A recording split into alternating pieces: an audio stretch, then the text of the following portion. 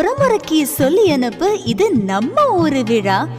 ஊருக்கே ஒரு நோம்பினா அது கோயம்புத்தூர் விழா.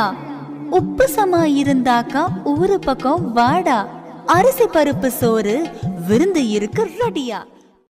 ஹாய் ஃப்ரெண்ட்ஸ், நான் சங்கீதா. வெல்கம் டு கோவை விருந்து. இன்றைக்கி நம்ம கிச்சனில் என்ன செய்ய போகிறோம்னா சூப்பரான டேஸ்டான ஈஸியாக குக்கர்லேயே எப்படி பொங்கல் செய்கிறது அப்படிங்கிற வீடியோ தான் நம்ம இன்றைக்கி பார்க்க போகிறோம். வாங்க அதை எப்படி செய்கிறதுன்னு பார்க்கலாம். இப்போ இந்த கப்பில் நான் 1 கப்பு பச்சரிசி எடுத்திருக்கேன். இதை நல்லா தண்ணி விட்டு ஒரு 3 டைம் நல்லா களைஞ்சி 3-4 டைம் எடுத்துக்குங்க. அது கூட அதே கப்பில் நான் 4 டம்ளர் தண்ணி வைக்கிறேன். 4 கப்பு. உங்களுக்கு 1 டம்ளர் ரைஸ் சேர்த்திங்கன்னா 4 பங்கு வச்சிங்கன்னா உங்களுக்கு கரெக்டாக இருக்கும். நம்ம இன்றைக்கி குக்கரில் தான் விசில் வைக்க போகிறோம். இதுக்கு நம்ம பாசி பருப்பெல்லாம் எதுவும் சேர்க்க போகிறதில்ல, வெறும் பச்சரிசி வச்சு தான் நம்ம இன்றைக்கி செய்ய போகிறோம். கோயிலெல்லாம் அந்த மாதிரி தான் செய்வாங்க. பாசி பருப்பு அதிகமாக யூஸ் பண்ண மாட்டாங்க. இப்போ அந்த மாதிரி டேஸ்ட்டில் தான் நம்ம பைத்தம்பருப்பு போடாமல் செய்ய போகிறோம். இது ஒரு 4 விசில் வரட்டும். அதுக்குள்ளே நம்ம வெல்லத்தை கரைச்சிட்டு வந்துடலாம். நான் 2 கப்பு வெல்லம் சேர்த்துருக்கேன். 1 கப்பு அரிசிக்கு 2 கப்பு வெல்லம் சேர்த்து ஒரு 1/2 டம்ளர் தண்ணி வச்சுருக்கேன். இதை கொதிக்க வச்சிடலாம். பாகு பதம் வரக்கூடாது, இந்த மாதிரி கரைஞ்சால் கரெக்டாக இருக்கும். இந்த அளவுக்கு கரைச்சிக்கலாம்.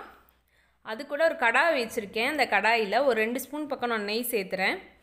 இதில் முந்திரி திராட்சையை நம்ம பொரிச்சு எடுக்கிறதுக்காக நெய் நல்லா காஞ்சிருச்சு. இப்போ முந்திரி சேர்த்துக்கலாம். கூடவே திராட்சையும் சேர்த்து நல்லா பொரிச்சு எடுத்துக்கலாம். பொன்னிறத்துக்கு கருகிடக்கூடாது. பாருங்கள், இந்த மாதிரி ஒரு கோல்டன் கலர் வர அளவுக்கு திராட்சை நல்லா உப்பி வந்திருக்கு. இந்த அளவுக்கு நம்ம பொரிச்சு எடுத்து வச்சுக்கலாம்.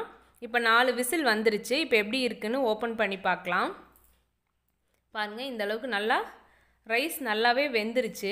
நம்ம ரைஸ் விசில் வைக்கல கூட நீங்கள் ஒரு 2 ஸ்பூன் நெய் சேர்த்து கூட நீங்கள் விசில் வச்சுக்கலாம். நல்லா மணமாக இருக்கும், டேஸ்ட்டாகவும் இருக்கும்.